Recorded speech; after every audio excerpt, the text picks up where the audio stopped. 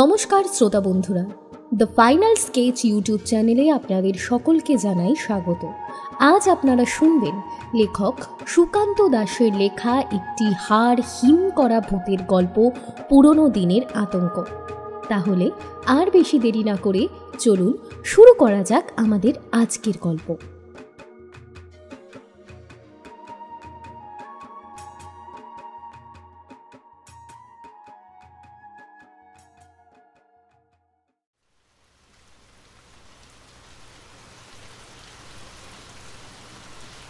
চারপাশে তুমুল ঝড় বৃষ্টি হয়ে চলেছে। তার শব্দ এতই বেশি যে বৃষ্টির শব্দ ছাড়া আর কোনো শব্দই শোনা যায় না। মাঝে মাঝে হু হু করে বাতাস বইতে বইতে গাছের গায়ে এসে ধাক্কা দিচ্ছে, আর তাতেই একটা ভয় অনেকক্ষণ ধরে আমার হচ্ছে। এবার সেই কথাটাই বললাম পবনকে, এই গাছের তলায় আমাদের কোনো বিপদ হবে না তো রে? এমন ঝড় বৃষ্টি হচ্ছে, যদি মাথায় গাছের ডাল ভেঙে পড়ে তাহলে? দেখ, মাথায় ডাল ভেঙে পড়ার সম্ভাবনা তো রয়েইছে, কিন্তু যে গাছের তলায় আমরা দাঁড়িয়ে আছি সেটা বেশ পুরনো আর শক্তপোক্ত। এতদিনে গাছের ডাল যখন ভেঙে পড়েনি, তাই আজ রাতে তোর জন্য পড়বে বলেও তো মনে হয় না। কিন্তু দেখতে তো পাচ্ছিস কেমন ঝড় বৃষ্টি হচ্ছে, এর মধ্যে কি বাইরে বেরোনো যাবে? পবনের কথা মিথ্যে নয়। সামনের দিকে তাকিয়ে বৃষ্টিতে আশপাশটার সাদা ভাব ছাড়া আর কিছুই দেখতে পেলাম না। বৃষ্টি না হলে সামনে দেখা যেত একটা খোলা মাঠ। এই মাঠের এক পাশে রয়েছে সেই পুরনো মন্দিরটা, আর অন্য পাশ দিয়ে গিয়েছে গ্রামের রাস্তাটা। কি কুক্ষণে যে এই পবনের কথাটা না শুনে সন্ধে পর্যন্ত অপেক্ষা করতে গেলাম নদীর ধারে, এখন হাত কামড়াতে ইচ্ছে করছে। আকাশের দিকে তাকিয়ে দেখে পবন বারবার বলেছিল বৃষ্টি হবে, কিন্তু আমি শুনিনি। আমার আক্কেলটা সবসময় এমন। বললাম, ইস, তখনই জোর করতে পারতি বাড়ি ফেরার জন্য।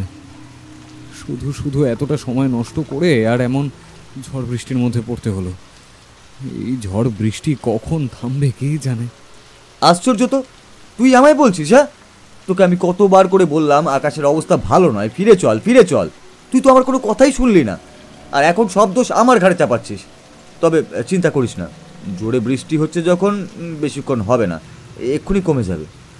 আরে ওই মন্দিরটা আছে না মাঠের এক পাশে, তো মন্দিরের ভেতরে গিয়ে যদি দাঁড়াই, বা বাইরেও তো একটা চালার মতো আছে বলেছিল। আমার কথা শুনে অন্ধকারের মধ্যেও পবন কেমন যেন চমকে উঠল বলে মনে হলো। তারপর গলার স্বর একটু নামিয়ে বলল, ওই মন্দিরের কথাই রাতের অন্ধকারে মুখেও আনিস না। তুই বুঝতে পারছিস না যে ওই মন্দিরটা ভালো না? আর তুই এসব কথা বিশ্বাসও করিস না, আমি জানি, কিন্তু আমি তো বিশ্বাস করি, তাই তোকে সাবধান করে দিচ্ছি। ওই মন্দিরের কথা মুখে আনলেও কিন্তু বিপদ হবে। আরে ওই মন্দিরটা না হয় ভালো না, কিন্তু মন্দিরের নাম মুখে আনলে বিপদ হবে, এ আবার কেমন কথা? আর ওই মন্দিরে কিসের মূর্তি আছে তাও তো বলিসনি। বাড়ি ফিরে চল, তারপর তোকে সব বলবো।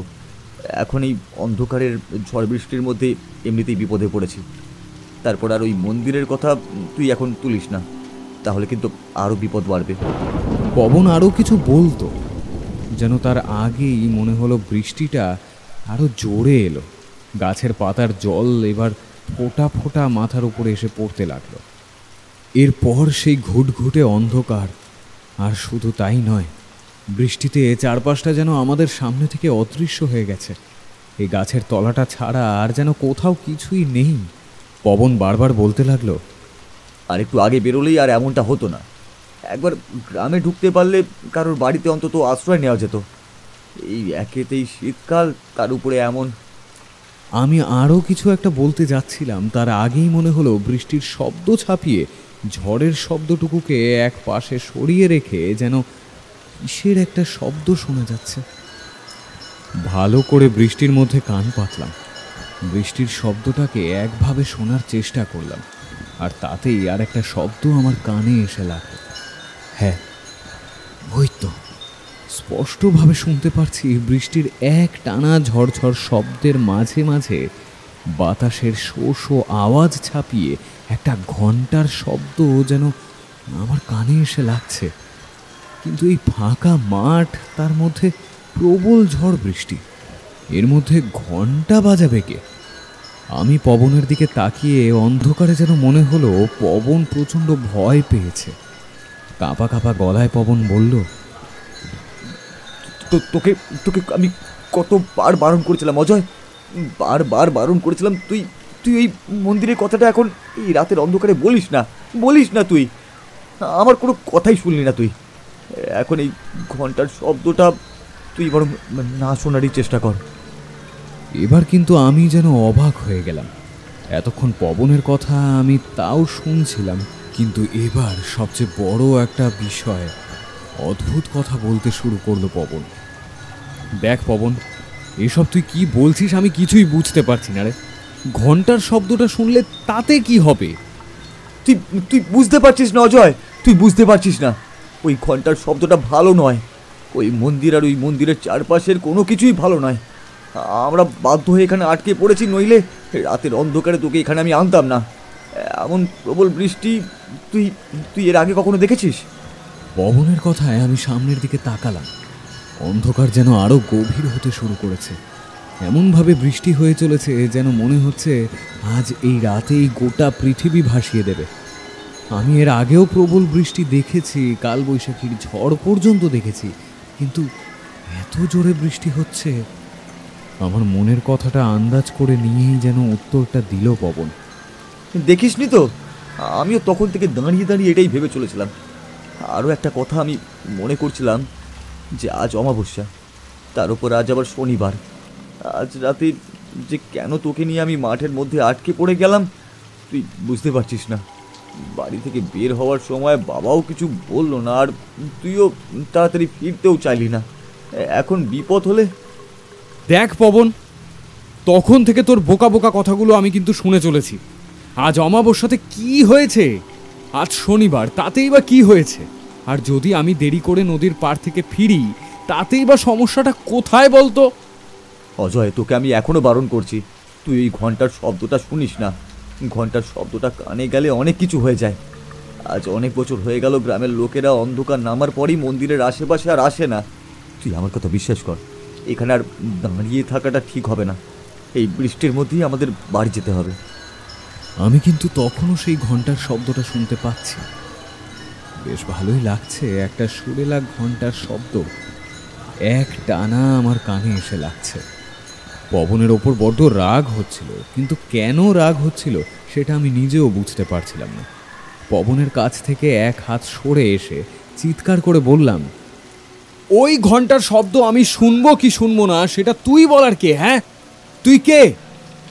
তুই না শুনতে হয়তো শুনিস না, আমি ওই ঘন্টার শব্দ শুনবো। আর শুধু শুনবো না, ঘন্টার শব্দটা কোথা থেকে আসছে সেটাও আমি দেখব। যদি ওই মন্দির থেকে ওই ঘন্টার শব্দ আসে তাহলে মন্দিরেও আমি ঢুকবো। পবন তাড়াতাড়ি এগিয়ে এসে আমার দুটো হাত শক্ত করে চেপে ধরল, তারপর কড়া গলায় বলল, বাড়াবাড়ি করিস না অজয়, বাড়াবাড়ি করিস না। এক্ষুনি চল, এক্ষুনি বাড়ি। এখানে দাঁড়িয়ে থাকাটা ঠিক হচ্ছে না। আমারই ভুল হয়েছে, ওই বৃষ্টির মধ্যেই বাড়ি চলে যাওয়া উচিত ছিল আমার। আমি এক ঝটকায় পবনের হাত ছাড়িয়ে নিলাম। তারপর দুটো হাত দিয়ে পবনকে প্রায় ধাক্কা মেরে গাছের দিকে সরিয়ে দিয়ে আমি সেই বৃষ্টির মধ্যেই বাইরে বেরিয়ে পড়লাম আর চিৎকার করে বললাম, ওই ঘন্টার শব্দ আমি শুনবই। ওই ঘন্টাটা যেন আমায় ডাকছে। ওই ঘন্টার শব্দের সাথে যেন কেউ আমায় ডাকছে ওই মন্দিরে যাওয়ার জন্যে। পবন, তুই শুনতে পাচ্ছিস না? হ্যাঁ, তুই শুনতে পাচ্ছিস না? আমায় ডাকছে, আমায় কে যেন ওই ঘন্টার আওয়াজ করে ডাকছে। আমায় যেতেই হবে, আমার এখনই ওখানে যেতে হবে। পবন সঙ্গে সঙ্গে আমার পিছনে দৌড়ে এসেছিল। বৃষ্টির মধ্যে দুটো হাত সামনের দিকে বাড়িয়ে চিৎকার করে বলছিল, যাস না অজয়, যাস না। আমি বুঝতে পারছি তুই আর নিজের মধ্যে নেই, কিন্তু যাস না ভাই অজয়, বিপদ হবে, বড় বিপদ হয়ে যাবে। আমি পবনের কথা শুনলাম না। কিসের পবন? আমার চারপাশে তখন বৃষ্টির সেই কালো সাদা ভাবটাও যেন মুছে গেছে। আমি সামনের দিকে তাকিয়ে দেখতে পারছিলাম একটা মন্দির, একটা পুরনো মন্দির। তবে দিনের বেলায় পথ দিয়ে আসার সময় মন্দিরটা যেখানে দেখেছিলাম এখান থেকে সেটা দেখতে পাওয়ার কথা নয়, কিন্তু আমি দেখতে পাচ্ছি। আর প্রাণপণে আমি দৌড়ে যাচ্ছি সেই মন্দিরটার দিকে, মন্দিরের চাতালের কাছে কে যেন একটা দাঁড়িয়ে আছে। ওই লোকটার হাতে ওটা কি? ওই লোকটাই কি আমায় ডাকছে মন্দিরে যাওয়ার জন্য? লোকটাই কি ঘন্টা বাজাচ্ছে? পিছন থেকে ভেসে আসছিল পবনের চিৎকার, কিন্তু সেটা আমার কানে লাগছিল না। তখন আমার কান আর গোটা মাথা জুড়ে চলছে একটাই শব্দ,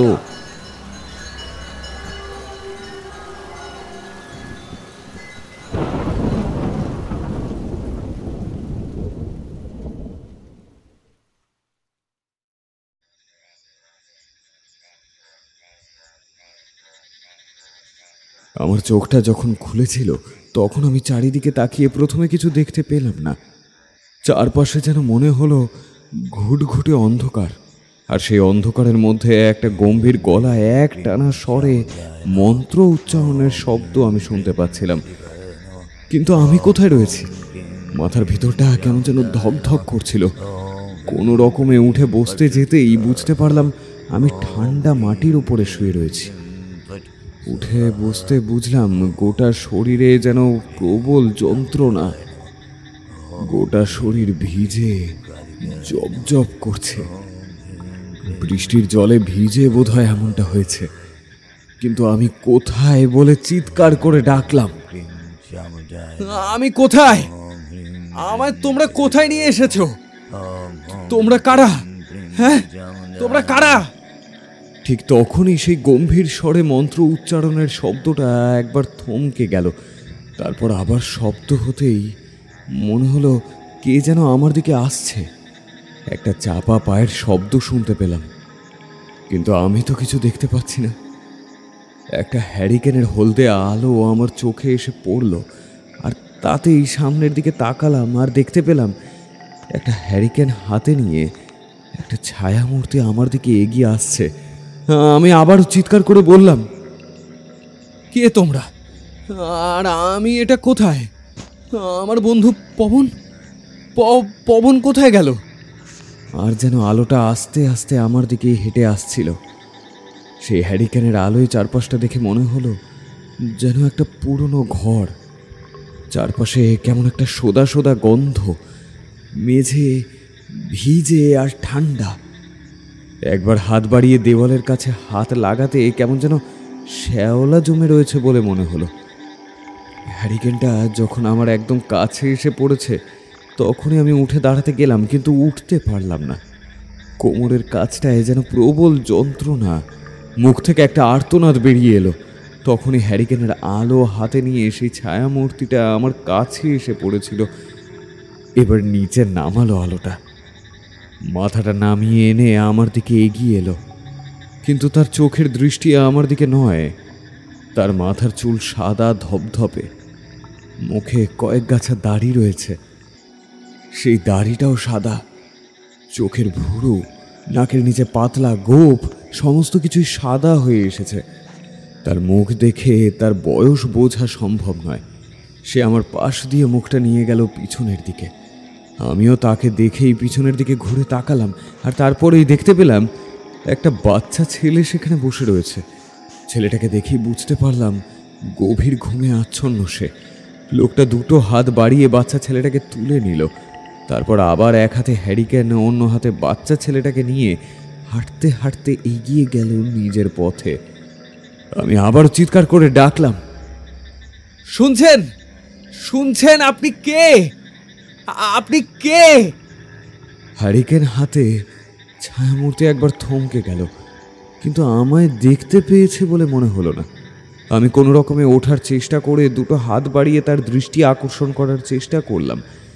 বললাম, এই যে আমায় দেখতে পাচ্ছেন না? এই যে আমি অজয়, এই যে এইদিকে তাকান, এইদিকে তাকান। কিন্তু সে আমায় দেখতে পেল বলে মনে হলো না।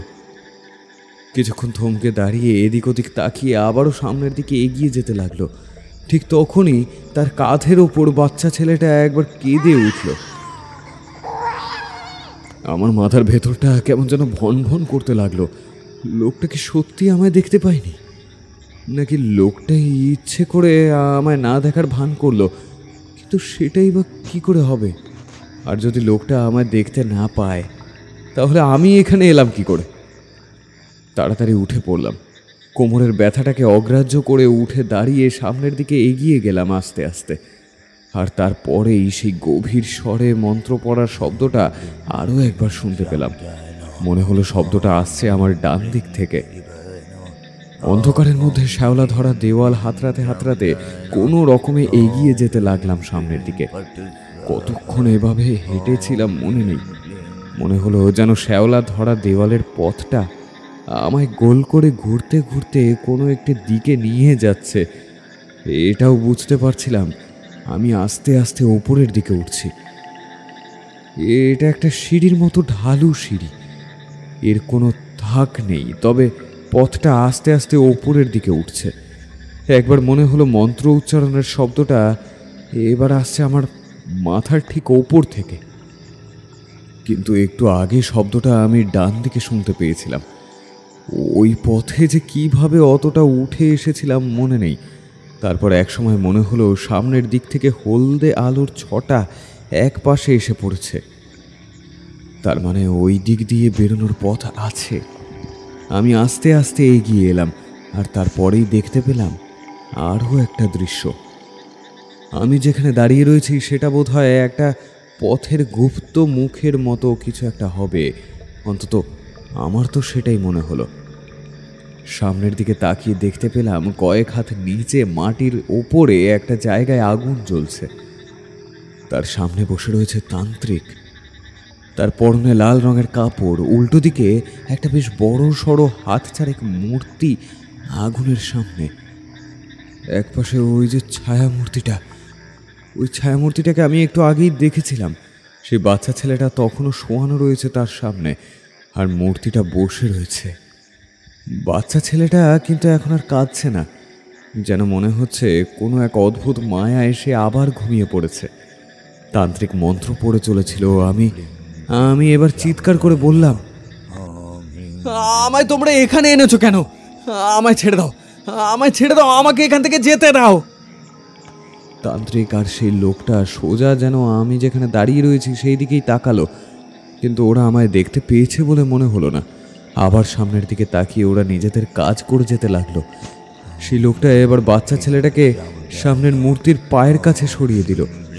তান্ত্রিক তার কপালে কিসের একটা গুঁড়ো যেন লাগিয়ে দিল, তারপর একটা ছুরি বার করে এগিয়ে গেল সেই মূর্তির দিকে, অর্থাৎ মূর্তির পায়ের কাছে এগিয়ে দেওয়া বাচ্চাটার দিকে। আমি শিউরে উঠলাম। তাহলে কি এটা কোনো কাপালি কিংবা ওই জাতীয়? কিন্তু কিন্তু পবন এসবের কথা বলেনি। সে বলেছিল এই অঞ্চলে অনেক বছর আগে এসব কাপালিক তান্ত্রিক ছিল, কিন্তু এখন আর সেসব নেই। আমি বুঝতে পারলাম ওই বাচ্চাটাকে ওরা খুন করতে চলেছে, আর স্থির থাকতে পারলাম না। এখান থেকে কয়েক হাত নিচেই ওরা বসে রয়েছে। আধো অন্ধকারে দেখতে না পেয়ে কি মনে হতে শূন্যে ঝাঁপিয়ে পড়লাম চিৎকার করে, ছেড়ে দাও, ছেড়ে দাও, ছেড়ে দাও, ওকে ছেড়ে দাও বলছি। কিন্তু শূন্যে ঝাঁপিয়ে পড়ার পরে পাথরের স্পর্শ শরীরে এসে লাগছে, এমন সময় ধরফর করে ঘুমটা ভেঙে গেল। আমি উঠে বসতেই দেখতে পেলাম আমি পবনের ঘরে বিছানার ওপর শুয়ে রয়েছি। আমার পাশে পবন আর তার বাবা, সাথে গ্রামের আরও কয়েকজন উদ্বিগ্ন মুখে আমার দিকে তাকিয়ে রয়েছে। আমায় ধরফর করে উঠতে দেখে পবন বলল, বেঁচে আছে, বেঁচে আছে, এ তো আশ্চর্যের ব্যাপার। নারী নেই, নিঃশ্বাসও পড়ছে না, অথচ। আমি উঠে বসে চারিদিকে ফেল ফেল করে তাকিয়ে দেখলাম। প্রথমে পবন আমার কাছে এগিয়ে এসে বলল, কাল সারা রাত ধরে তোকে খুঁজে পাইনি। তারপর সকালের দিকে ওই মন্দিরের চাতালের কাছে তুই পড়েছিলি। তুই কোথায় গিয়েছিলি? আমার তখন কথা বলার মতো অবস্থা নয়। ওই তান্ত্রিক, ওই লোকটা আর ওই বাচ্চা ছেলেটাকে কি আমি তাহলে এতক্ষণ স্বপ্নে দেখলাম? কিন্তু কাল রাতে পবনের। আরে ওভাবে তাকিয়ে আছিস কেন? কি হয়েছে কাল রাতে? তোকে তো গোটা মাঠেও কোথাও খুঁজে পাইনি। তারপর বাড়ি চলে এসেছিলাম, আর আশ্চর্যের ব্যাপার তারপরই ঘটলো যে আমি বাড়ি চলে যাওয়ার পরই বৃষ্টিটাও কমে গেল, অথচ গোটা রাত আমরা তোকে খুঁজে পেলাম না। ওরা ওই বাচ্চাটাকে মেরে ফেলবে, বাচ্চাটাকে মেরে ফেলবে। ওই বাচ্চাটাকে বাঁচাতে হবে পবন, বাচ্চাটাকে বাঁচাতে হবে রে। এবার পবনের বাবা হীরালাল আমার কাছে এগিয়ে এসে বললেন, তুমি তো আমাদের ভয় পাইয়ে দিয়েছিলে বাবা। তোমার নাড়ি খুঁজে পাওয়া যাচ্ছিল না, নিঃশ্বাসও পড়ছিল না। আমি তো ভেবেছিলাম সর্বনাশ হয়ে গেল। ওই মন্দিরের আশেপাশে অন্ধকারে আমাদের গ্রামের কেউ কখনো যায় না। মন্দির ভালো নয়, আর 1 ঘন্টার শব্দ যে একবার শুনতে পায় সে বেঁচে ফিরতে পারে না। যদিও বেঁচে ফেরে তাহলেও সে পাগল হয়ে যায়, অদ্ভুত সব দৃশ্য দেখে। একবার মনে হলো আমিও বলি, আমিও তো তেমনই কিছু দেখেছি, কিন্তু তারপরে যেন সামলে নিলাম নিজেকে। আমি এখনো বেঁচে আছি, আমি এখানে রয়েছি, তাহলে ওরা ওই কথাটা বলল কেন যে আমার নাড়ি পাওয়া যায়নি আর আমি নিঃশ্বাস নিইনি, মানে আমার নিঃশ্বাস পড়ছিল না। আমি উঠে বসতেই সকলে বুঝতে পারলো ব্যাপারটা স্বাভাবিক হয়ে এসেছে। যে যার মতো বেরিয়ে গেল। তারপর কবিরাজ যাওয়ার আগে বেশ কিছু ওষুধ তথ্য আমায় লিখে দিয়ে গেল। ঘর ফাঁকা হয়ে যেতে পবনের হাত চেপে ধরে বললাম, এই কালকে আসলে কি হয়েছিল বলতো? আমি কি ওই মন্দিরের ভিতরে ঢুকে পড়েছিলাম কোনোভাবে? কেন, তোর মনে হয়েছিল তুই মন্দিরের ভিতরে ঢুকেছিলি, কিন্তু মন্দিরের ভিতরে ঢুকলেই বা কি করে? মন্দিরের ঘরের দরজা তো বন্ধ থাকে, ওই দরজা খোলা হয় না, দরজা থেকে তালা ঝুলছে। দিনের বেলাতে দেখেছিলি না? দেখেছিলাম, কিন্তু কিন্তু ওই মন্দিরের চাতালের কাছে দাঁড়িয়ে কেউ একজন ঘন্টা বাজাচ্ছিল, আর ওই ঘন্টার শব্দ শুনেই আমি মন্দিরের দিকে গিয়েছিলাম। তার একদম সামনে আমি চলে গেছিলাম। সে আমায় কিছু বলেছিল, কিন্তু কিন্তু এখন কিছুই মনে পড়ছে না। আর একটা ঘরে একটা বাচ্চা ছেলে, একটা তান্ত্রিক, আর তাদের সাথে একটা বুড়ো লোক। কিন্তু কিন্তু আমি এসব কেন দেখলাম বলতো? কিছুই হয়নি, আসলে তুই বোধহয় স্বপ্ন দেখেছিলিস। গোটা রাত ওই মাঠের মধ্যেই কোথাও হয়তো পড়েছিলি, আর সকালে কোনো রকমে উঠে ওই মন্দিরের চাতালে গিয়ে শুয়ে পড়েছিলিস। মাঠও ভেজা ছিল, আর তুই বৃষ্টিতেও ভিজেছিলি, আর তুই ঝড়ের ঘোরের মধ্যেই হয়তো এমন কিছু দেখেছিস। কিন্তু আশ্চর্যের ব্যাপার হলো তোর নাড়ি খুঁজে পাচ্ছিলাম না, তাছাড়া তোর নিঃশ্বাসও একদম পড়ছিল না। কিন্তু তুই হঠাৎ করেই যে কিভাবে বেঁচে উঠলি সত্যি আমার মাথায় ঢুকছে না। এর আগে এমন তো কখনো হয়নি।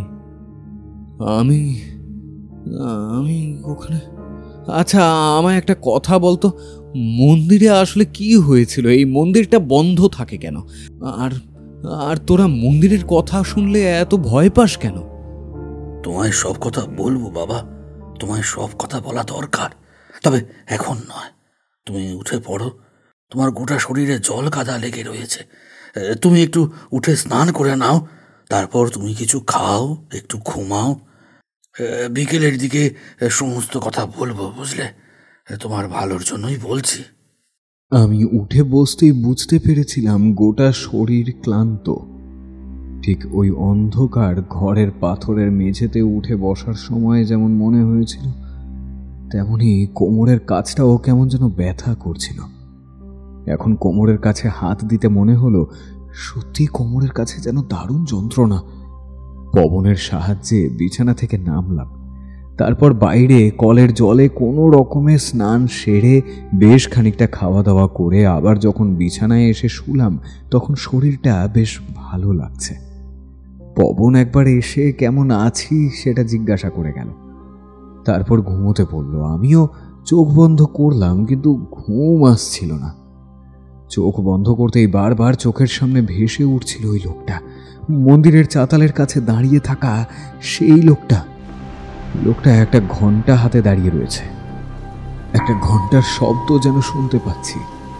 অন্ধকারে আমার পক্ষে দেখা সম্ভব নয়, কিন্তু আমার কেমন যেন মনে হচ্ছে ওই লোকটাই ওই ঘন্টাটা বাজাচ্ছে, আর তার সাথে লোকটা যেন কিছু একটা বলছে, কিন্তু কিন্তু তার কথা আমি কিছুতেই বুঝতে পারছি না।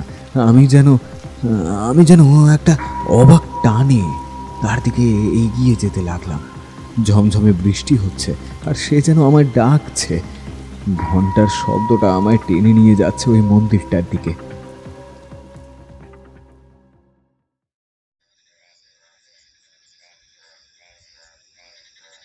যখন চোখটা খুললাম আবার দেখতে পেলাম 4-5টা ঘন অন্ধকার একটানা সরে এসে এই মন্ত্রোচ্চারণের শব্দ ভেসে আমার দিকে আসছে। কিন্তু কোথা থেকে?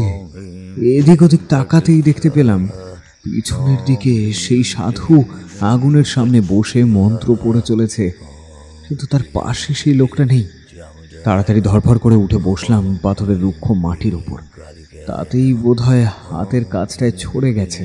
তাড়াতাড়ি উঠতে গিয়ে আবারও কোমরের ব্যথাটা অনুভব করতে পারলাম। কোনো রকমে পাথরের এক পাশে বসে বললাম, তোমরা কারা এখানে কি করছো? আর এটা কোন জায়গা? হ্যাঁ, স্পষ্ট দেখতে পেলাম আগুনের আলো সেই তান্ত্রিক মুখ ঘুরিয়ে এদিক ওদিক তাকালো, কিন্তু আমায় যেন এবার দেখতে পেল না। তারপর আবারও আগের মতোই উচ্চারণ করতে লাগলো। আমি বুঝতে পারলাম সে সত্যি আমি দেখতে পাইনি। আস্তে আস্তে এগিয়ে গেলাম সেই আগুনের কাছে, আর তারপরেই সেই মূর্তির পায়ের দিকে তাকাতেই চমকে উঠলাম। খানিকটা রক্ত পড়ে আছে, কিন্তু কিন্তু বাচ্চাটা কোথায় গেল? মূর্তির দিকে তাকিয়ে চমকে উঠলাম। মূর্তির শরীরে অনেকগুলো হাত, তার মুখের জিভটা অনেকটা বাইরে বেরিয়ে এসেছে, প্রায় বুক পর্যন্ত এসে ঝুলেছে। মূর্তির গোটা শরীরে কাপড়ের আবরণ নেই, উলঙ্গ একটা নারী মূর্তি। তবে তার চোখ দুটো এই আগুনের আলোতে যেন ধকধক করে জ্বলছে। গোটা মূর্তিটা যেন কালো কোষ্টি পাথরের বলে মনে হলো। মূর্তির মাথার উপরে কি যেন একটা চাপানো রয়েছে, সাদা রঙের হাড়ের মতো বলেই মনে হলো। মূর্তির 8টা হাতে নানা অস্ত্র, আর পায়ের কাছে পড়ে রয়েছে দুপাশে দুটো পাথরের নরমুণ্ড। আর শুধু তাই নয়, সেই দেবী মূর্তির দুপাশে এবং সামনে আর পিছনে রয়েছে 4টি সাদা রঙের নরমুণ্ড। যেন সেই চক্ষুহীন নরমুণ্ডগুলোর অক্ষি কঠোর আমার দিকে তাকিয়ে দেখছে। তাদের মুখের দাঁতগুলো যেন এক্ষুনি হাসতে শুরু করবে। আমার বুকের ভেতরটা ভয় কেমন যেন করে উঠল। কিন্তু সেই বাচ্চাটা গেল কোথায়? আর লোকটাই বা কোথায় গেল? তান্ত্রিক আগের মতোই মন্ত্র পড়ে চলেছে। আমি সামনে আগুনের আলোর চারপাশে ভালো করে তাকিয়ে দেখলাম মাথার উপর পাথরের সেই দেয়াল বোধহয় ছাদের মতো হয়ে নেমে গেছে গোল করে, কিন্তু উপরটা দেখতে পেলাম না। চারিদিকে তাকিয়ে মনে হলো জায়গাটা বেশ বড়। আমি তান্ত্রিকের একদম পিছনে গিয়ে দাঁড়ালাম। সে তবুও কিছু বুঝতে পারল না। আমি হাঁটতে হাঁটতে পিছনের দিকে এগিয়ে এলাম। কতটা দূর গিয়ে যে দেয়াল হাতে পেয়েছিলাম মনে নেই আমার। সেখানে দাঁড়িয়ে তান্ত্রিকের দিকে তাকাতে দেখতে পেলাম তান্ত্রিককে ভালোভাবে দেখা যায় না। আর ঠিক তখনই একটা বাচ্চার কান্নার শব্দ শুনতে পেলাম। তাহলে কি এটা ওই বাচ্চাটাই, নাকি অন্য কোনো বাচ্চা? তাড়াতাড়ি কান্নার শব্দটা অনুসরণ করে এগিয়ে গেলাম, আর দেখতে পেলাম একটা দেয়ালের কাছে হ্যারিকেনটা ঝোলানো রয়েছে কিসে যেন। আর সেই হ্যারিকেনের আলোর নিচে সেই লোকটা, তার হাতে আবার একটা বাচ্চা। সেটা কি বাচ্চা? ঠিক বোঝা গেল না। বাচ্চাটার আঙুলের কাছটা একটা অংশ লাল হয়ে রয়েছে বোধহয়। রক্ত বেরিয়ে এসেছে সেই আঙুল থেকে। সেই লোকটা অদ্ভুত গম্ভীর গলায় বাচ্চাটাকে বলছে, এই হলো তোর জন্মের নিশান। এই নিশান থাকলেই তুই বুঝতে পারবি যে তুই কোন বংশের ছেলে। তোর ওপরে সব সময় মা করাল বদনীর আশীর্বাদ থাকবে, সব সময়। আমি চমকে উঠলাম। তাহলে ওই যে ভয়ঙ্কর মূর্তি একটু আগে আমি দেখতে পেয়েছিলাম, যে মূর্তি দেখে বুকের ভিতরটা কেঁপে উঠেছিল, সেটা করাল বদনে সে দেবতা নাকি অপদেবতা সেটাই বুঝতে পারলাম না। এসব বিষয়ে আমার জ্ঞান খুবই সামান্য, কিন্তু বাচ্চাটার আঙুলটা ওরা কেটে ফেলেছে, ওটা বংশের চিহ্ন কি করে হয়? মাথার ভেতর কেমন যেন রাগ চড়ে গেল। চিৎকার করে এগিয়ে গেলাম সেদিকে আর বললাম, তোমরা মানুষ না পশু? একটা বাচ্চার হাতের আঙুল কেটে নিয়েছো? এগিয়ে গিয়ে সেই লোকটার গলাটা চেপে ধরতে চাইলাম, কিন্তু অবাক কাণ্ড, আমার দুটো হাত তার গলা ভেদ করে তার পিছনে পাথরের দেয়ালে গিয়ে লাগলো। অবাক হয়ে গেলাম। আর লোকটাও ঠিক তখনই যেন মুখ তুলে আমার দিকে তাকালো। তার মুখে একটা অদ্ভুত হাসি দেখতে পেলাম। এক মুহূর্তের জন্য মনে হলো সে যেন আমায় দেখতে পেয়েছে। কিন্তু তারপরে সে আবার মাথা নিচু করে বাচ্চাটাকে যেন শান্ত করার চেষ্টা করতে লাগলো। সে বাচ্চাটার আঙুলে জড়িবুটি জাতীয় কিছু একটা লাগিয়ে কাপড় দিয়ে বেঁধে দেওয়ার চেষ্টা করছে। একটু পরেই সেই তান্ত্রিক গম্ভীর গলায় বলে উঠল, বংশী, বংশী, ওকে নিয়ে আয়। আবার আবার বাচ্চাটাকে নিয়ে যাবে, কিন্তু কিন্তু এবার কি তাহলে সত্যি বাচ্চাটাকে ওরা খুন করবে? কিন্তু বাচ্চাটা কে? আর তান্ত্রিক এই লোকটা যদি বংশী হয়, তাহলে এই বংশীটাই বা কে? আমার মাথার ভেতর কেমন যেন ঝিমঝিম করতে শুরু করেছিল। গোটা শরীরে প্রবল ব্যথা। সবচেয়ে বড় যে প্রশ্নটা আমার মাথায় আসছিল তার উত্তর আমি পাচ্ছিলাম না। আমি এখানে এলাম কি করে? আমি তো ছিলাম পবনের বাড়িতে বিছানার উপরে শুয়ে। এইমাত্র স্নান সেরে খাওয়া দাওয়া করে আমি ঘুমোতে গিয়েছিলাম। তাহলে হঠাৎ করে আবার এই জায়গায় আমি এলাম কি করে? তাহলে কি কোনো অদ্ভুত উপায়ে কাল রাত্রে ওই মাঠের মধ্যে আমি কোথাও চলে গিয়েছিলাম, আর সেখানেই আমি আবার ফিরে এসেছি? কিন্তু কিন্তু এটাই যদি হয়, তাহলে পবনের বাড়িতে বিছানার উপর যেটা রয়েছে সেটা কি? এক মুহূর্তের মধ্যে একটা সম্ভাবনা আমার মাথায় উকি দিয়ে মিলিয়ে গেল। আমি দেওয়ালের পাথরের মধ্যে হাত দিয়ে কাঁপতে কাঁপতে বসে পড়লাম সেই শক্ত পাথরে, মাটির উপর। এমনটা কি করে হতে পারে? কোনো এক অদ্ভুত উপায়ে কাল রাতে এই স্থানের সঙ্গে যুক্ত হয়ে গেছি আমি। তাই যখন পবনের বাড়িতে আমার নিঃশ্বাস পড়ছিল না, আমার নাড়ি ক্ষীণ হয়ে এসেছিল, ঠিক তখনই আমি এখানে ছিলাম। অর্থাৎ কোনোভাবে শরীর থেকে বাইরে বেরিয়ে কি আমি এখানে এসেছি? কিন্তু কেন? তার উত্তর আমাকে খুঁজতেই হবে। ওই বাচ্চাটা কে? আর আমি কেনই বা এত কিছু দেখতে পাচ্ছি? আমি তড়িঘড়ি ঘর থেকে বেরিয়ে এলাম। চারপাশটা অন্ধকার, কোথাও কোনো আলো নেই।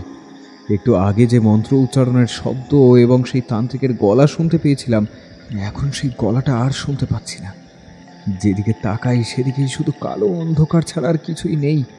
আমি হাঁটতে লাগলাম, যেদিকে চোখ যায়। হাঁটতে হাঁটতে দুটো হাত সামনের দিকে বাড়িয়ে কিছু একটা ধরার চেষ্টা করতে লাগলাম। চিৎকার করে বললাম, তোমরা কারা? তোমরা কারা? বারবার আমায় এখানে ডেকে আনছো কেন? তোমরা কি চাও? আমি বাচ্চাটার সঙ্গে তোমরা তোমরা তোমরা কি করবে? তুই তো আমায় আবার ভয় পাইয়ে দিয়েছিলি। তোর ঘুম ঠিকঠাক হচ্ছে কিনা দেখার জন্যই তোর ঘরে এলাম। আর তখনই দেখলাম তুই ঘুমের মধ্যে বিড়বিড় করছিস। কপালে হাত রাখতেই দেখলাম তোর গোটা শরীর ঠান্ডা হয়ে গেছে। নিঃশ্বাসও খুব আস্তে আস্তেই নিচ্ছিস, আর তোর নাড়িও আগের চেয়ে বেশ কম ছিল। এই কি ব্যাপার বলতো? এসব কি হচ্ছে তোর সাথে? আমার সাথে কিছু একটা হচ্ছে পবন। আমি একটা অন্ধকার ঘর দেখতে পাচ্ছি, যেখানে একটা তান্ত্রিক বসে কিছু পুজো করছে। করাল বদনী কিংবা ওই ধরনের কোনো দেবীর অথবা উপদেবীর পুজো করছে সে। একটা বাচ্চা ছেলে যার হাতের আঙুলটা কেটে দিয়েছে, আর বংশী নামের একটি লোক সেখানে রয়েছে। আমার কথা শেষ হতেই ঘরে এসে ঢুকলেন পবনের বাবা হীরালাল। কিন্তু তিনি চিন্তিত গলায় বললেন, কি নাম বললে? কে নাম বললে? বংশী? কিন্তু ও নাম তুমি চিনলে কি করে? আর বংশীকে তুমি জানলেই বা কি করে? তখন তুই কিছু বলেছিস? না বাবা, আমি কিছু বলতে যাবো কেন? আর এইসব কথা তো মানে কাউকে বলতে বারণও করেছো তুমি। কি কথা? আমায় জানতেই হবে কি কথা? ওই মন্দিরের আশেপাশে এর আগে রাতের অন্ধকারে যারা গেছে তাদের কাউকেই খুঁজে পাওয়া যায়নি। তাদের মধ্যে কেউ মারা গেছে। তাদের মৃতদেহ অনেকদিন পরে ওই মাঠে পাওয়া গেছে। কেউ পাগল হয়ে গেছে। কিন্তু তুমি সারা রাত ওখানে থেকেও ফিরে এসেছো। তার কিছু তো একটা কারণ আছে। তোমার পরিবারের কেউ কি কখনো অন্তরের সাধনা করেছে কিংবা সাধু হয়েছিল? ঠিক জানি না, তবে বাবাকে বলতে শুনেছি ঠাকুরদা শেষ জীবনে বাড়ি ছেড়ে কোথায় চলে গিয়েছিল। অনেকেই বলেছিল ঠাকুরদা সাধু সন্ন্যাসী হয়েছে, তবে সে কথা আমি কখনো বিশ্বাস করিনি। ঠাকুরদা সাধু সন্ন্যাসী হবে এমনটা আমার মনে হয় না। তবে অনেকেই নাকি তাকে দূরে কোনো এক শ্মশানে একবার দেখেছিল। যদি তাই হয় তাহলে নিশ্চয়ই তোমার ঠাকুরদার কারণেই তোমার কিছু হয়নি। আচ্ছা, তুমি ঘন্টার শব্দ শুনতে পেয়েছিলে? হ্যাঁ, আমি যখন পবনের সঙ্গে গাছের তলায় দাঁড়িয়েছিলাম তখন ওই ঘন্টার শব্দ শুনতে পেয়েছিলাম। তারপর বৃষ্টির মধ্যে দৌড়তে দৌড়তে মন্দিরের দিকে যাচ্ছিলাম। মনে হচ্ছিল মন্দিরের চাতালের কাছে দাঁড়িয়ে কেউ একজন ঘন্টা বাজিয়ে চলেছে। সে আমায় কিছু বলছিল, কিন্তু কি বলছিল সেটা আমি শুনতে পাইনি। তাহলে তোমায় সমস্ত কথাই বলা দরকার, তারপরে যদি তুমি কিছু বুঝতে পারো। কিন্তু তুমি যা দেখতে পাচ্ছ তা কিন্তু এর আগে কেউ দেখতে পেয়েছে বলে মনে হয় না। তোমার সাথে এমনটা কেন হচ্ছে আমি বুঝতে পারছি না। আমি চুপ করে রইলাম। পবন ঘরের একপাশে একটা চেয়ারে বসলো। পবনের বাবা হীরালাল বেশ কিছুক্ষণ চুপ থেকে বলতে শুরু করলো। তুমি যে করাল বদনী দেবীর কথা বলছো, সেই দেবীর পুজোই ওই মন্দিরে হতো। ওই মন্দিরে আজ থেকে প্রায় বছর 40 আগে পুজো করতেন হরিনারায়ণ ভট্টাচার্য নামের একজন। সে আমাদের এই গ্রামেই থাকতো। অনেকেই বলতো সে নাকি বিষাদ তন্ত্রের সিদ্ধ ছিল। গ্রামের শ্মশানে এসেই সব সাধনা করেছে। তার ক্ষমতা ছিল অনেক, কিন্তু সে কখনো গ্রামের মানুষদের, এমনকি আশেপাশের কারোর কোনো ক্ষতি করেনি। বরং গ্রামের কেউ শুভ অথবা অশুভ বিষয়ে কোনো বিপদে পড়লে হরিনারায়ণ ভট্টাচার্যের কাছে গেলে সে তাদের সেই বিপদ থেকে মুক্ত করত। এখানে একটা কথা বলে রাখা ভালো, এই করাল বদনী দেবী একদিকে যেমন শুভ তেমনি কিন্তু অশুভ তন্ত্র মন্ত্র সাধনা এই সমস্ত কিছুতে করাল বদনী দেবীকে অনেকেই আহ্বান করে থাকে মানুষের অনিষ্ট করার জন্য। অনেকে আহ্বান করে, অনেকে আবার তাদের শুভ করার জন্য আহ্বান করে, দেবীর শক্তিকে কাজে লাগিয়ে মানুষের বিপদ থেকে তাদের মুক্ত করতে। একবার গ্রামেরই এক জমিদারের এক ছেলে অসুস্থ হয়ে পড়ে। তার গোটা শরীরে দেখা যায় ছোট ছোট ফোড়ার মতো, তবে সেই ফোড়াগুলোর রং মোটেই লাল নয়, সেগুলো কেমন যেন কালো। আর শুধু তাই নয়, জমিদারের ছেলে পেচ্ছাপ করলে সেই পেচ্ছাপের রং হয়ে যেত কালো। তার মল হচ্ছিল কালো রঙের। সে কিছুতেই খেতে পারতো না, ঘুমোতে পারতো না, সব সময় বিছানায় শুয়ে চিৎকার করত। তার গোটা শরীর যেন আগুনে পুড়ে যাচ্ছে এমন। জমিদার মশাই একথা শুনে সেই হরিনারায়ণ ভট্টাচার্যকে তার বাড়িতে ডাকে, কিন্তু হরিনারায়ণ ভট্টাচার্য মন্দির ছেড়ে কোথাও যায় না, সে মন্দিরেই থাকে। অনেক রাত্রে এসে মন্দির থেকে নিজের বাড়িতে ফিরে যায়। হরিনারায়ণ ভট্টাচার্য একাই থাকে, তার 3 কুলে কেউ কোথাও নেই।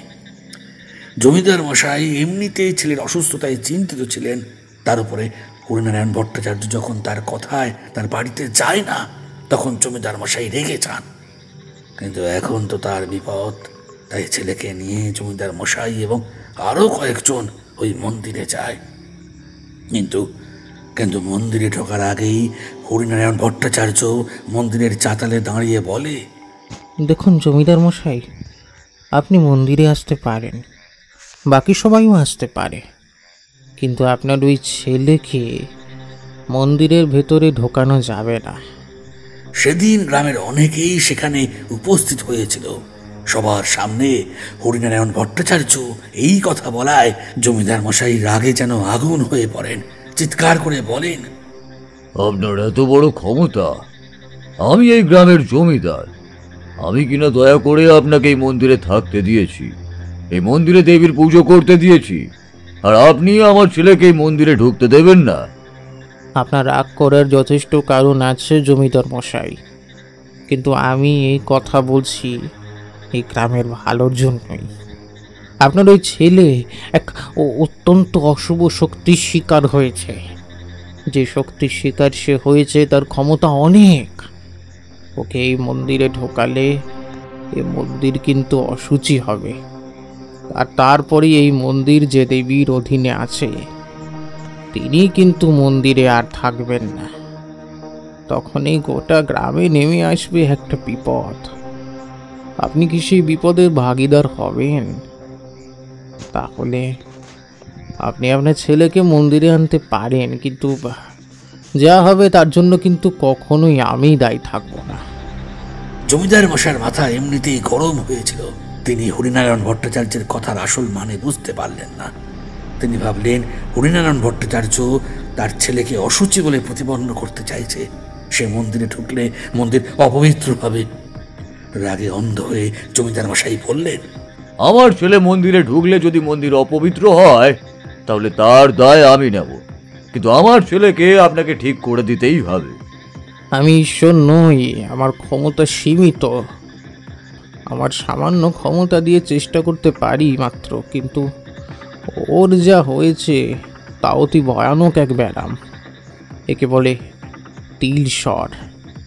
নিশ্চয়ই কেউ এই অশুভ ক্রিয়া আপনার ছেলের ওপরে চালনা করেছে, আর তার জন্যই এমনটা হয়েছে। না হলে এই কাজ করা তো সম্ভব নয়। গ্রামের লোকেরা জমা হয়েছিল। তাদের মধ্যে গুঞ্জন উঠল জমিদার মশাইয়ের দ্বিতীয় স্ত্রী অর্থাৎ তাঁর ওই সন্তানের সৎ মা এ কাজ করেছে। জমিদার মহাশয়ের প্রথম স্ত্রী মারা যাওয়ার পরে মাসখানেক হলেও জমিদার মশাই দ্বিতীয় বিবাহ করেছেন। দ্বিতীয় স্ত্রী ছেলেটিকে দেখতে পারত না, সে কথা জমিদার মশাই নিজেও জানেন। এই কথায় জমিদার মশাই আরও তেলে বেগুনে জ্বলে উঠলেন। গ্রামের সকল লোকেদের সামনে তার পরিবারের কথা এভাবে বলে দিলেন। জমিদার মশাই আদেশ দিলেন, আর কোনো কথা শুনতে চাই না। ওই মন্দিরের ভেতরেই আপনাকে আমার ছেলেকে ঠিক করতে হবে। যদি আপনি ঠিক করতে না পারেন তাহলে এই মন্দির আমি চিরদিনের জন্য বন্ধ করে দেব, আর আপনার শাস্তি হবে মৃত্যুদণ্ড। জমিদারের কথায় গ্রামের সকলে ভয় পেয়ে গেল। জমিদার বড় নিষ্ঠুর প্রকৃতির ছিল, সে মোটেই ভালো ছিল না, কিন্তু যতই হোক সে জমিদার, তার বিরুদ্ধে কথা বলার মতো সাহস কারো ছিল না। তবে সেদিন রাতে মশালের আলোয় পুরো হরিনারায়ণ ভট্টাচার্যের দু চোখ জ্বলে উঠেছিল। হরিনারায়ণ ভট্টাচার্য তার হাতের ঘণ্টাটা তুলে তুলে বলেছিলেন, আমি চেষ্টা করব, কিন্তু ওই ছেলে মন্দিরে ঢুকলে মন্দির অপবিত্র হবে। আমি যদি 3 দিনের মধ্যে ওকে ঠিক করতে না পারি তাহলে আমি নিজেই এই মন্দির ছেড়ে চলে যাব, আর কোনোদিন এই মন্দিরে কোনো অশুভ কিছু শক্তি থাকবে না। এই মন্দির হবে অশুভ শক্তির বাস। মা করাল বদনে তা করাল গ্রাস নিয়ে নেমে আসবে এই মন্দিরের ওপর।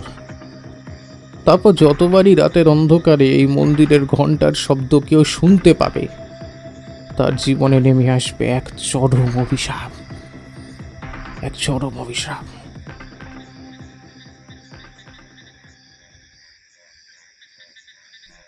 এক টানা এতক্ষণ কথাগুলো বলে হীরালাল চুপ করতেই আমি বললাম, তারপরে তারপরে কি হয়েছিল? হরিনারায়ণ ভট্টাচার্য কি পেরেছিলেন জমিদারের ছেলের বিপদ কাটাতে, নাকি নাকি জমিদার তাকে মৃত্যুদণ্ড দিয়েছিল? 3 দিন 3 রাত পুরোহিত মশাই অর্থাৎ হরিনারায়ণ ভট্টাচার্য সেই মন্দিরের দরজা বন্ধ করে ভেতরে বসেছিলেন। মাঝে মাঝেই ভেতর থেকে মন্ত্র উচ্চারণের শব্দ সবাই শুনতে পেয়েছিল।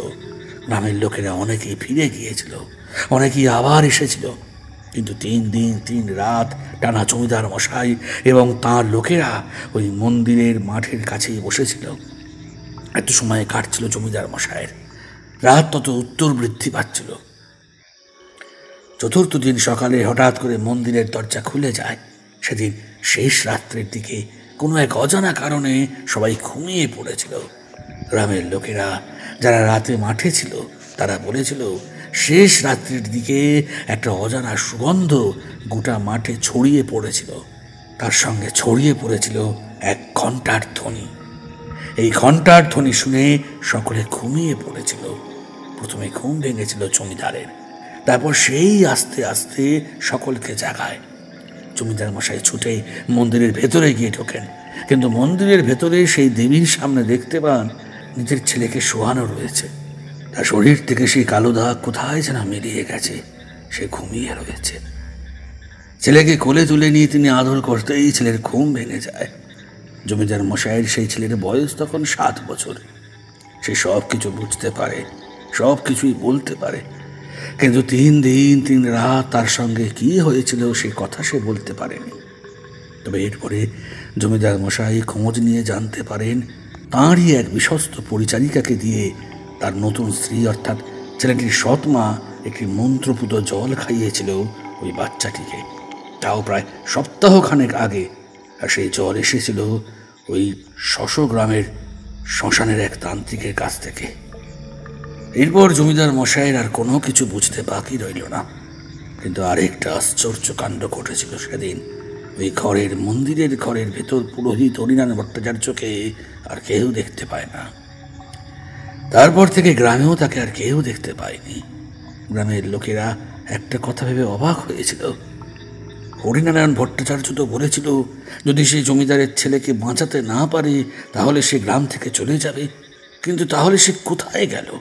ঠিকই তো, তাহলে পুরোহিত কোথায় গেলেন? আর তিনি তো ছেলেটিকে বাঁচিয়ে দিতে পেরেছিলেন। গল্প তখনও শেষ হয়নি।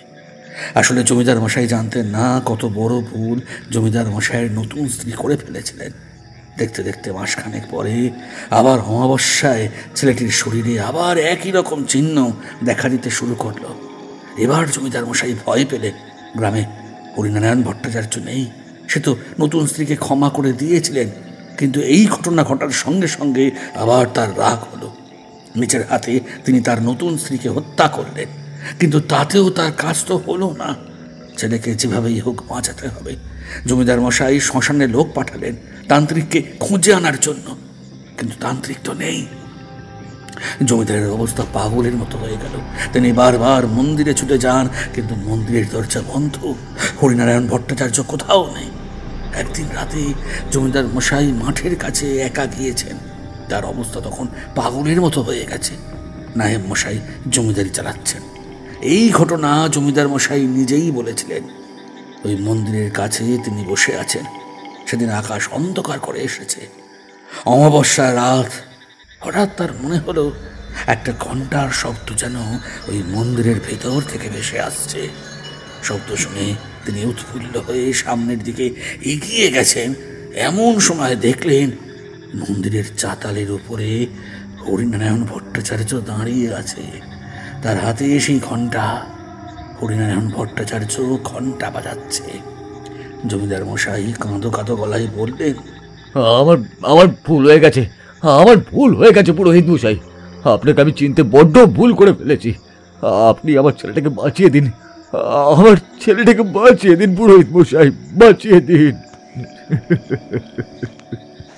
ওকে বাঁচানোর একটাই পথ আছে।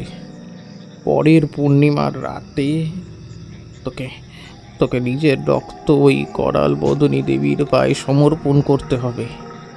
আর তাতেই তাতেই তাতেই তোর ওই পুত্র বেঁচে উঠবে। তোকে তার নামে আহুতি দিতে হবে। তবে শুধু রক্তদান করলে কিন্তু হবে না, তোকে দান করতে হবে নিজের জীবন। হরিনারায়ণ ভট্টাচার্যের গলাটা যেন বহু দূর থেকে ভেসে আসছিল। জমিদার মশাই এই কথা শুনে আর দৃশ্য দেখে নিজেকে আটকে রাখতে পারেন না। কাঁদতে কাঁদতেই সেখানেই জ্ঞান হারান। পরদিন সকালে তাকে যখন সবাই বাড়ি নিয়ে যায় ততক্ষণে তিনি প্রায় পাগল হয়ে গেছেন।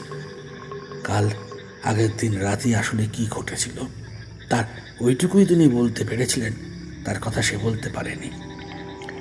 জমিদার মশাইয়ের গোটা শরীরে আঁচড়ের দাগ ছিল, যেন কেউ তার গোটা শরীরে আঁচড়ে দিয়েছে। এমনকি তার কপালে পর্যন্ত আঁচড়ের দাগ ছিল। এরপর আর তেমন কিছুই ঘটেনি। পরের অমাবস্যায় ওই মন্দিরের ভিতরে জমিদার মশাইয়ের মৃতদেহ পাওয়া গিয়েছিল।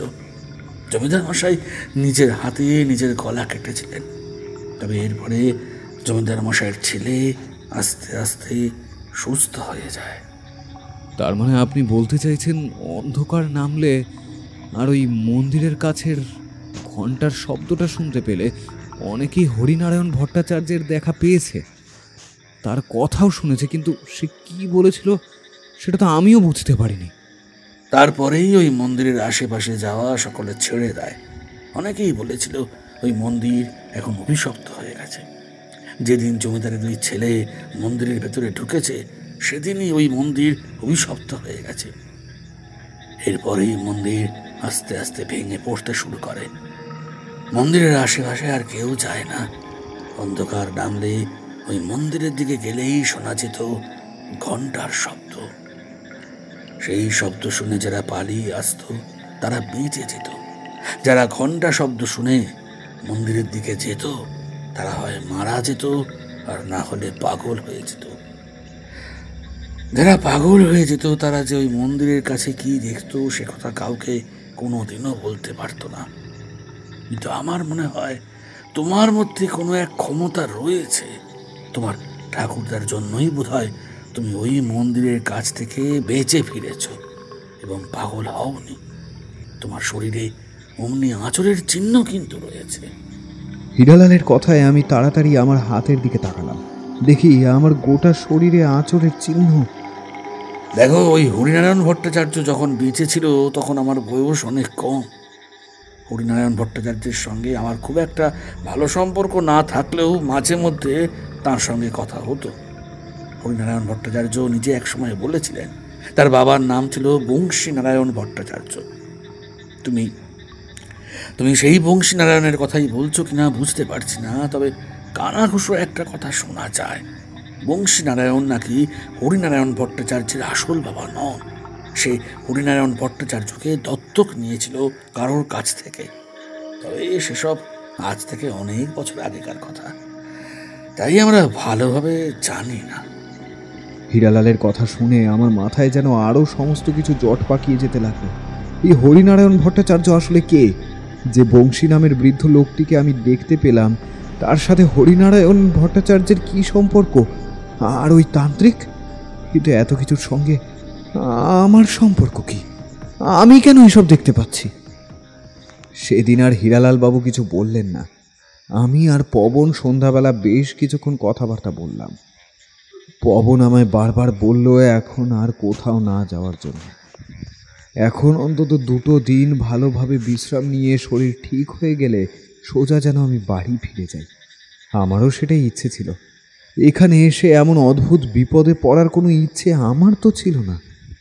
নেহাত বাধ্য হয়ে রাতের খাওয়া দাওয়া অল্পই করলাম, তারপর ঘুমোতে চলে গেলাম। হীরালাল বাবু পাশের ঘরে ঘুমোয়। পবনের মা বছর 4 আগেই মারা গিয়েছে। একটি কাজের লোক ওদের বাড়িতে রয়েছে, সেই সমস্ত কাজকর্ম করে দেয়। শরীর মন 2ই ক্লান্ত ছিল, তাই আর বেশিক্ষণ জেগে থাকতে পারলাম না, ঘুমিয়ে পড়লাম। আর ঘুমিয়ে পড়তে আমি আবারও নিজেকে আবিষ্কার করলাম সেই অন্ধকার পাথরের দেওয়ালের মধ্যে বদ্ধ অবস্থায়। যেন মনে হলো আমি এখানেই ঘুমিয়ে পড়েছিলাম। এইমাত্র হঠাৎ করে উঠেছি, আর ঠিক তখনই একটা বাচ্চা ছেলের হাসির শব্দ আমি শুনতে পেলাম। যে বাচ্চাটার কান্নার শব্দ শুনতে পেয়েছিলাম সেই কি হাসছে? কিন্তু সে হাসছে কেন আর কোথায়? আমি হাঁটতে হাঁটতে এগিয়ে চললাম সেই অন্ধকারের মধ্যে। আমার গোটা শরীর আগের মতোই ক্লান্ত, অবসন্ন আর ব্যথায় জর্জরিত। আমি হাঁটতে লাগলাম সেই বাচ্চাটার হাসির শব্দ শুনে, কিন্তু সেই হাসির শব্দ আবারও থেমে গেছে। আবারও কেউ গম্ভীরভাবে কথা বলছে। কিন্তু এটা কি ঠিক হবে? সবাই তো কোনোদিন না কোনোদিন জানতে পারবেই যে সত্যিটা কি। এই ছেলে যে বড় হয়ে এমন কিছু হবে যা আমার মতো মানুষের পক্ষে তাকে সামনে রাখাটা সহজ হবে না। তুই চলে যা এখান থেকে। তুই ওকে নিজের মতো করে মানুষ করবি। মনে রাখিস, ওকে তুই নিজের নাম দিবি, নিজের পদবি দিবি। কেউ যেন কখনো ঘুণাক্ষরেও জানতে না পারে ও আমার অংশ নিয়ে জন্মেছে। ও আমার চেয়েও বড় সাধক হবে। ও সবার ভালো করবে। দেবী করালি বদনের আশীর্বাদে ওই গ্রামের সবার ভালো করবে, দেখে নিস। আরেকবার ভেবে দেখুন, যদি আর কিছু এখানে। খবরদার, আমার মুখের ওপর আর কোনো কথা বলবি না। আমায় হিমালয় যেতে হবে। সেখানে চলে গেলে আমি আর কোনোদিনই ফিরবো না। কিন্তু ও যদি এখানে থাকে তাহলে ও ভালো থাকবে। আমি তোকে আমার সঙ্গে নিয়ে যেতেও পারবো না। আর ও তো আমার নিজের সন্তানও নয়। ওকে আমি আমার শক্তির অংশ দিয়ে গেলাম যাতে ও আমার হয়ে এখানেই থাকতে পারে। ওর আঙুলের একটা অংশ আমি সামান্য কেটে ওই রক্ত আমি করালি বদনী মাকে দিয়ে গেলাম। যাতে করালি বদনী মা ওকে চিনতে পারে, বুঝতে পারে ওর মধ্যে আমার অংশ রয়েছে। রক্তের সাথে আমি আমার রক্ত মিশিয়ে দিয়েছি। আমি চুপ করে দাঁড়িয়ে রইলাম এক পাশে। এখান থেকে আমি সেই জায়গাটা স্পষ্টভাবে দেখতে পাচ্ছি। আগুন জ্বলছে, আগুনের সামনে সেই ভয়ঙ্কর মূর্তি, আর সামনে বৃদ্ধ লোকটি বাচ্চাটাকে কোলে করে বসে রয়েছে। আমিও উঠলাম। সেই বৃদ্ধ লোকটাকে দেখতে পেলাম বাচ্চাটাকে নিয়ে অন্ধকারের একটা কোণে চলে গেল।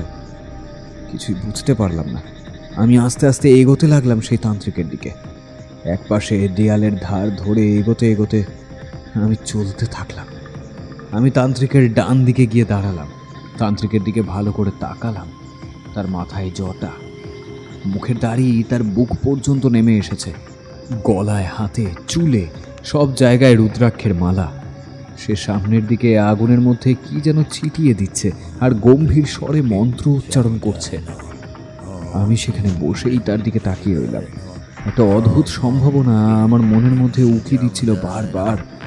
আজ থেকে 40 বছর আগে এখানে হরিনারায়ণ ভট্টাচার্য মারা গিয়েছিল, অর্থাৎ তার জন্ম হয়েছে আজ থেকে প্রায় 100 বছর আগে। আমার বাবার বয়স এখন 60 বছরের কাছাকাছি। শুনেছিলাম আমার ঠাকুরদা অনেক বেশি বয়সে বিয়ে করেছিল। যখন তিনি বিয়ে করেছিলেন তখন তার বয়স 45-এর উপরে। বিয়ের 1 বছরের মধ্যেই বাবার জন্ম, আর তারপরেই ঠাকুরদা বেরিয়ে গিয়েছিল কোথায় যেন। তবে ঠাকুরদা আবার ফিরে এসেছিল, কিন্তু শেষ বয়সের দিকে এসে একেবারেই বেরিয়ে পড়ে। একটা অদ্ভুত সম্ভাবনা আমার মাথার মধ্যে বারবার ধাক্কা দিতে লাগলো।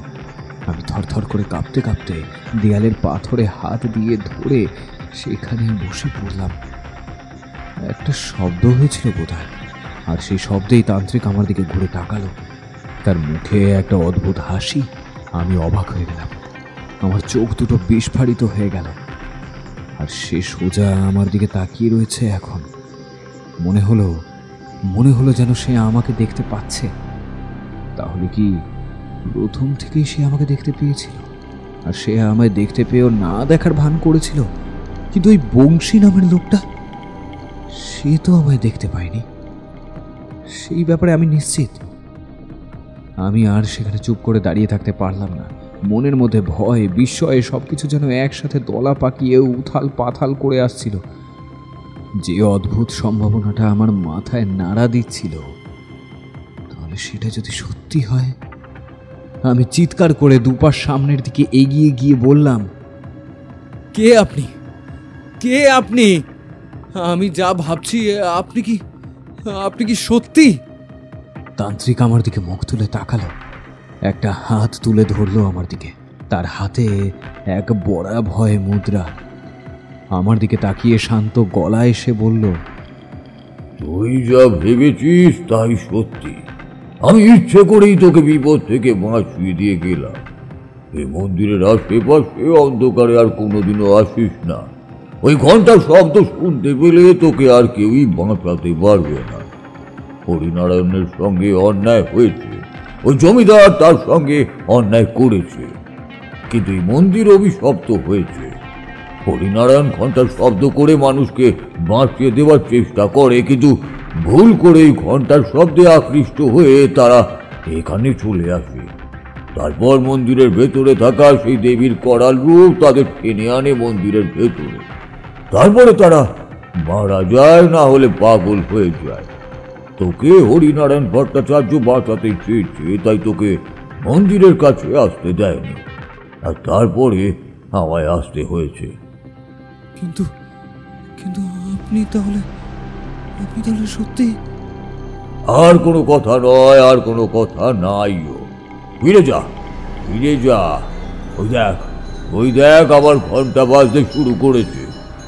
আমি মুখ তুলে তাকালাম। চারপাশটা আধো অন্ধকার হয়ে আসতে শুরু করেছে। ঘন্টার শব্দ আমি শুনতে পাচ্ছি, পুরো ভালোভাবে সেই শব্দ আমি শুনতে পাচ্ছি।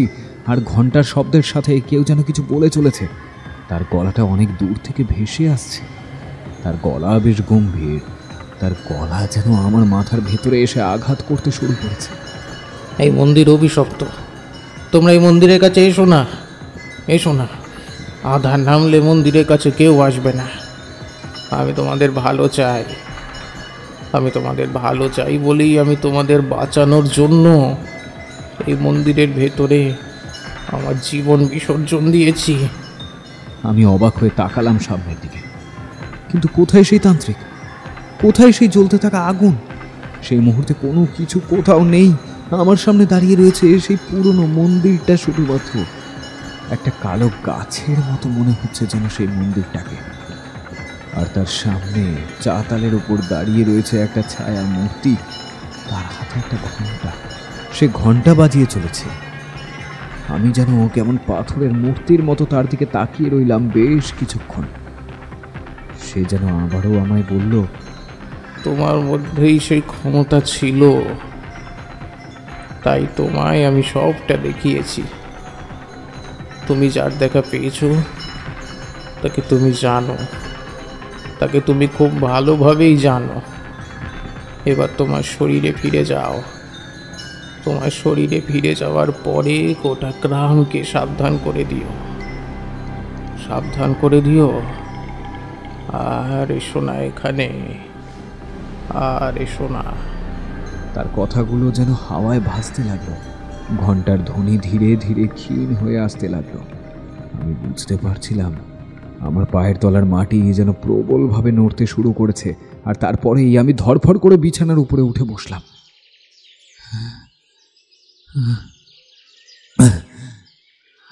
দেখলাম জানালা দিয়ে নতুন সকালের প্রথম সূর্যের আলো ঘরে ঢুকতে শুরু করছে। আমার গোটা শরীর এখন ঘামে ভিজে গেছে। হাতের দিকে তাকিয়ে দেখলাম সে আঁচড়ের চিহ্ন কোথায় যেন উধাও হয়ে গেছে। শরীরে আর একটুও ব্যথা নেই।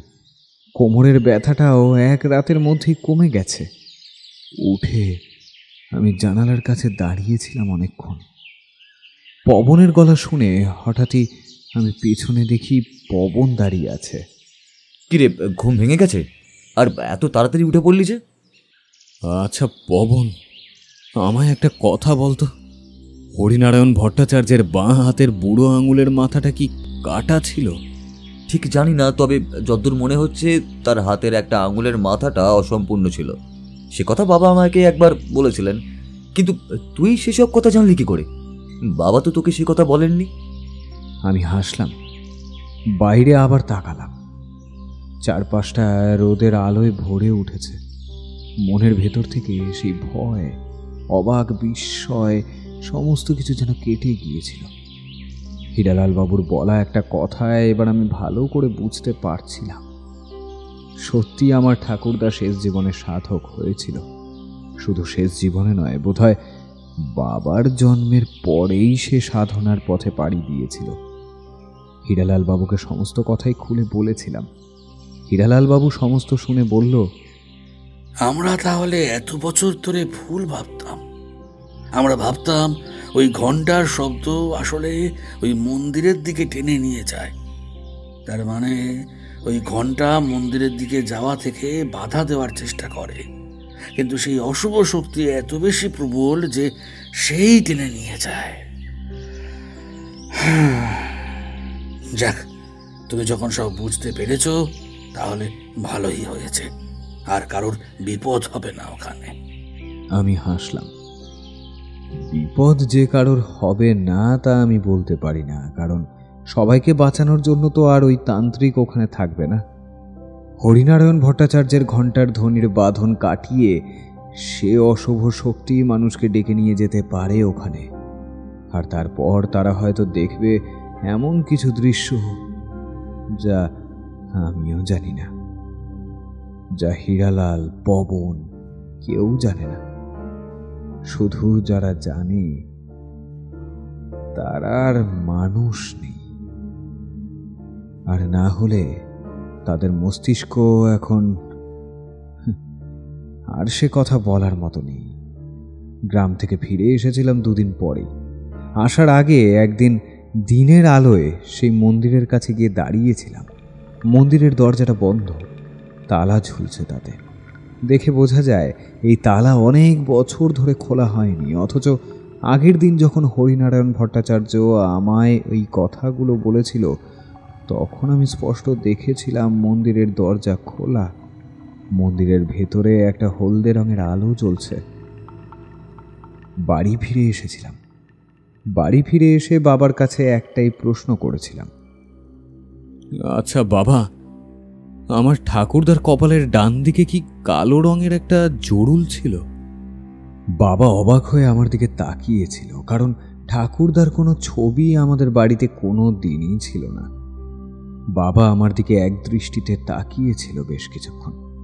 আমিও বাবার দিকে তাকিয়েছিলাম, আর তাকিয়ে থাকতে থাকতে একটা কথাই ভাবছিলাম, বাবার মাথার চুলটা যদি খানিকটা বড় হতো, মাথার উপর যদি জটা হতো, আর মুখের দাড়ি নেমে আসতো বুক পর্যন্ত, তার পরনে যদি থাকতো লাল রঙের কাপড়, আর তার কপালের ডান দিকে যদি একটা কালো জড়ুল থাকতো, তাহলে বাবাকে আমি ঠিক চিনতে পেরে যেতাম। সেই দিনের তান্ত্রিক আর আমার বাবার মধ্যে কোনো ফারাক থাকতো না। এর জন্যই বোধহয় বলে, রক্ত কখনো রক্তকে আঘাত পেতে দেয় না, যদি সেই রক্ত হয় বিশুদ্ধ।